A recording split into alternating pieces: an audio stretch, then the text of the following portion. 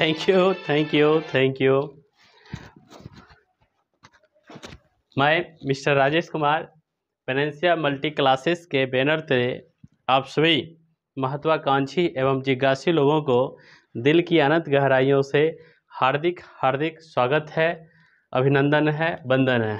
साथियों, आज आप लोगों के बीच में आज बहुत ही रोचक और इंटरेस्टदार टॉपिक पर बात करने आया हूँ। वह टॉपिक है वर्ल्ड क्लॉक। हम लोग आज सीखेंगे कि किस तरीक़ा से सिर्फ देशांतर विस्तार के माध्यम से, अक्षांश और देशांतर माध्यम से किसी भी देश की घड़ी को कैसे हम लोग निकालेंगे। क्यों भारत की घड़ी 5.5 घंटा ग्रीनविच से आगे है। आज हम लोग उसी टॉपिक पर डिस्कस करेंगे, इसलिए उस टॉपिक को थोड़ा सा मैं लिखता हूँ। उस टॉपिक का नाम है वर्ल्ड क्लॉक। वाओ, वाकई में दुनिया की घड़ी के बारे में हम लोग सीखेंगे। चलिए साथियों, इसके बारे में हम बारीक संक्षेप में आप लोगों से बात करता हूँ। सबसे पहली बात है कि वर्ल्ड मतलब होता है दुनिया, नहीं, जिसे हम विश्व भी कहते हैं। तो एक बात है कि इस ब्रह्मांड की उत्पत्ति हुई तो कैसे हुई, एक प्रश्न बनता है।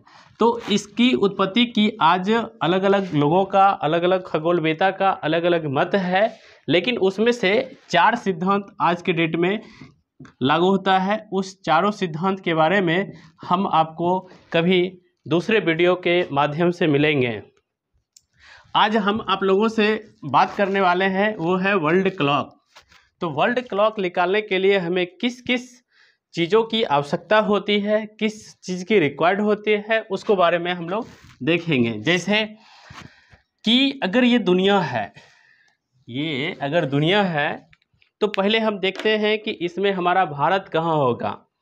तो अगर ये दुनिया है और हम लोग डायरेक्शन के बारे में ऑलरेडी पहले से जानते हैं, ये होता है नॉर्थ, ये होता है साउथ, ये होता है ईस्ट, ये होता है वेस्ट, ये होता है east west, north south east west.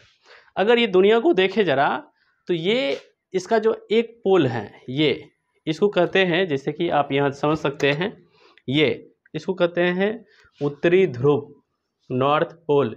इसको कहते हैं दक्षिणी ध्रुव, साउथ पोल। उत्तरी ध्रुव, दक्षिणी ध्रुव, इसे नॉर्थ पोल कहा गया है, इसे साउथ पोल कहा गया है। जब हम पृथ्वी के बीचों बीच एक काल्पनिक रेखा खींचते हैं, यानी कि पृथ्वी के बीचों बीच में एक काल्पनिक रेखा खींचते हैं, इसको कहते हैं भूमध्य रेखा। भूमध्य क्यों कहा? क्योंकि भू मतलब पृथ्वी, मध्य मतलब बीच। पृथ्वी के बीचों बीच खींची जाने वाली काल्पनिक रेखा को भूमध्य रेखा कहते हैं। इसलिए इसको जो है 0 डिग्री भी कहा जाता है।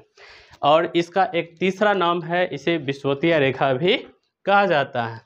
अब देखिए, आज पृथ्वी को हम देखते हैं तो पृथ्वी अब कितने भाग में बढ़ गई?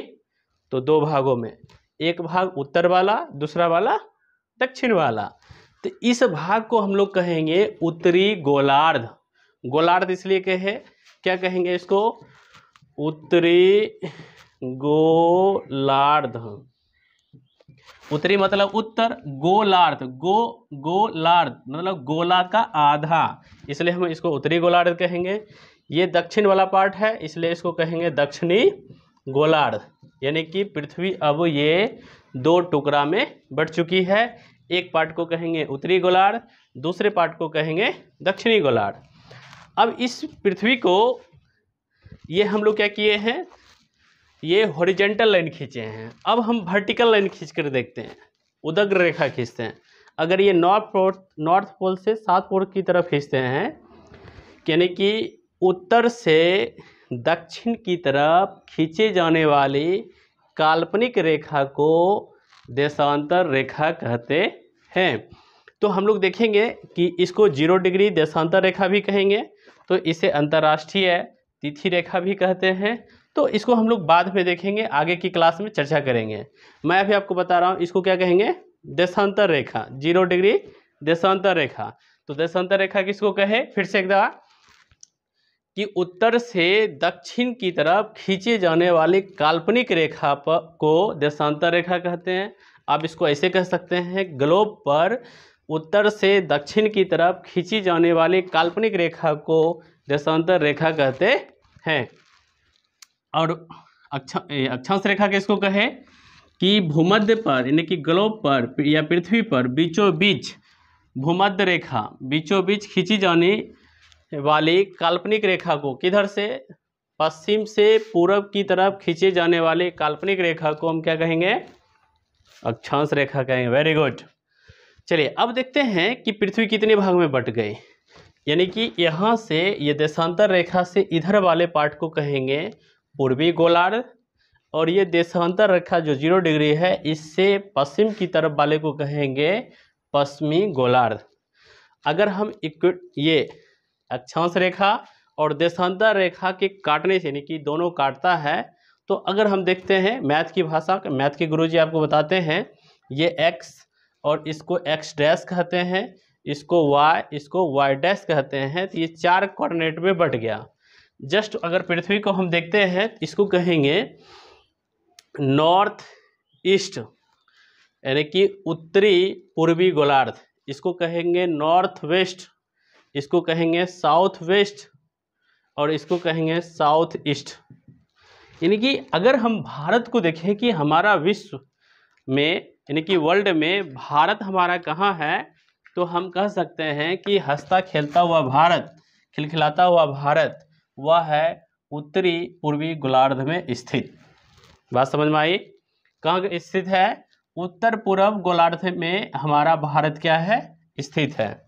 चलिए अब हम ये देखें कि अक्षांश रेखा की संख्या है तो कितनी है, देशांतर रेखा की संख्या है तो कितनी है। चलिए बारीकी से हम देखते हैं।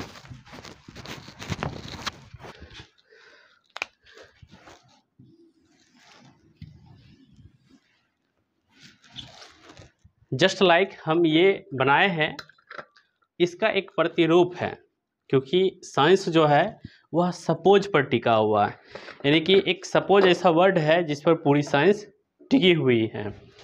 तो इसको हमने कहा क्या, नॉर्थ पोल, इसको क्या कहे साउथ पोल, ये अपना क्या हो गया, ये ईस्ट का डायरेक्शन हो गया, ये अपना क्या हो गया, वेस्ट का डायरेक्शन हो गया। ठीक है, अब अक्षांश रेखा किसको कहते हैं उसको देखिए।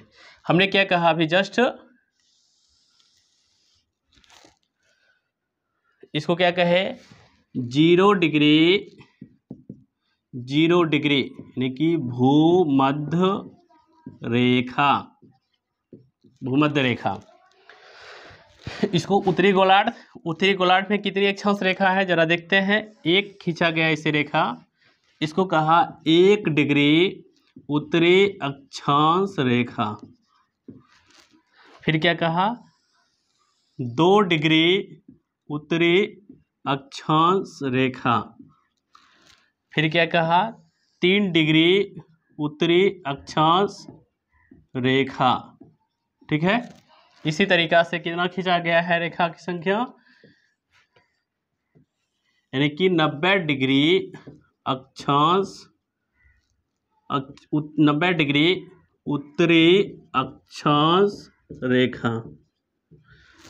ठीक है, चलिए आगे चलते हैं। फिर इधर कहाँ, ये 0 डिग्री के नीचे, ये 0 डिग्री के नीचे यानी कि दक्षिण की तरफ, तो पहला जो लाइन खींचा गया है इसको कहेंगे 1 डिग्री दक्षिणी अक्षांश रेखा। फिर जो खींचा गया है वो क्या कहेंगे 2 डिग्री दक्षिणी अक्षांश रेखा। और इसी तरीका से क्या है कि ये ऐसे बढ़ते गया, टोटल यहाँ खींचा गया है, इसको कहेंगे 90 डिग्री दक्षिणी अक्षांश रेखा।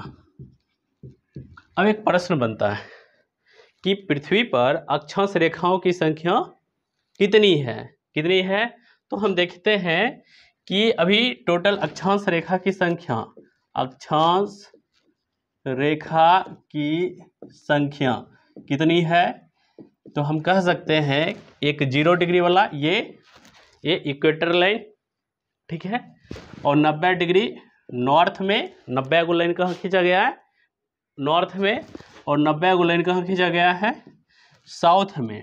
टोटल जोड़ते हैं यानी कि तीनों को ऐड करते हैं तो कुल निकल के आता कितना 181। अर्थात पृथ्वी पर जो है ये खींचा गया है ना, इसे देख रहे हैं रेखा, ये तो कितनी है 181। अक्षांश रेखा की संख्या कितनी हो गई 181 हो गई। चलिए, तुम्हें आपको जानकर एक खुशी होगी और आप एक प्रश्न बार बार पूछता है कि दो अक्षांश रेखाओं के बीच की जो दूरी होती है वह होता है 111 किलोमीटर। कई बार पूछता है प्रश्न में, सुन लीजिए क्या, कि दो अक्षांश रेखाओं के बीच की दूरी कितनी होती है 111 किलोमीटर। चलिए, तो दक्षिण हम लोग देखें, अभी अक्षांश रेखा समझ में आया? ठीक है, वेरी गुड। नॉर्थ से साउथ की तरफ खींची जाने वाली काल्पनिक रेखा को क्या कहें हम? देशांतर रेखा। तो इसको क्या कहेंगे? 0 डिग्री देशांतर रेखा। क्या कहेंगे? 0 डिग्री देशांतर रेखा। अब ये अपना पूरा पार्ट क्या हो गया? पूरब वाला। ये पूरा पार्ट क्या हो गया? पश्चिम वाला। इसको फिर कहेंगे हम लोग 1 डिग्री पूर्वी देशांतर रेखा। फिर क्या कहेंगे? 2 डिग्री पूर्वी देशांतर रेखा। फिर क्या कहेंगे? 3 डिग्री पूर्वी देशांतर रेखा, 4 डिग्री पूर्वी देशांतर रेखा, 5 डिग्री पूर्वी देशांतर रेखा, 6 डिग्री पूर्वी देशांतर रेखा। इसी तरीक़ा से टोटल जो होगा वह 180 डिग्री पूर्वी देशांतर रेखा। कितना? 180 डिग्री पूर्वी देशांतर रेखा। अब इधर पश्चिम की तरफ चलते हैं, तो इसको कहेंगे 1 डिग्री पश्चिमी देशांतर रेखा। क्या कहेंगे? 1 डिग्री पश्चिमी देशांतर रेखा। इसको कहेंगे 2 डिग्री पश्चिमी देशांतर रेखा। इसको कहेंगे 3 डिग्री पश्चिमी देशांतर रेखा। इसको कहेंगे 4 डिग्री। और इस तरीक़ा से टोटल जो इस पर खींचा गया है वो कितना खींचा गया है? 180 डिग्री पश्चिमी देशांतर रेखा। कितना क्या लिखा गया है? इसको लिखेंगे 180 डिग्री पश्चिमी देशांतर रेखा, और ये लाइन को क्या कहेंगे? 180 डिग्री पूर्वी देशांतर रेखा। अब आपसे पूछता हूँ प्रश्न, ये आप कमेंट सेक्शन में हमें लिख के बताइएगा। ये हमें कमेंट सेक्शन में लिख के बताइएगा कि देशांतर रेखा की संख्या कितनी है। ये आप लोगों के लिए प्रश्न है, कमेंट सेक्शन में लिख के जरूर बताइए। तो आप हमें कमेंट सेक्शन में लिख के बताइए कि देशांतर रेखा की संख्या टोटल कितनी है। आपको जानकारी के लिए मैं बता दूं, ये परीक्षा में बार बार पूछता है, दो देशांतर रेखाओं के बीच की जो दूरी होती है ना, दो देशांतर रेखाओं के बीच की जो दूरी होती है वह होता है 111.32 किलोमीटर। कितना होता है? 111.32 किलोमीटर होता है। हम लोग नेक्स्ट वीडियो में देखेंगे कि भारत जो है वो कहाँ है स्थिति है, और वर्ल्ड क्लॉक किसी देश का कैसे निकालेंगे, हम नेक्स्ट वीडियो में मिलेंगे। तब तक आप लोगों की थैंक यू बोलता हूँ, आप सभी की जय हो। और कमेंट सेक्शन में ज़रूर लिखिए कि देशांतर रेखाओं की संख्या कितनी है। Thank you.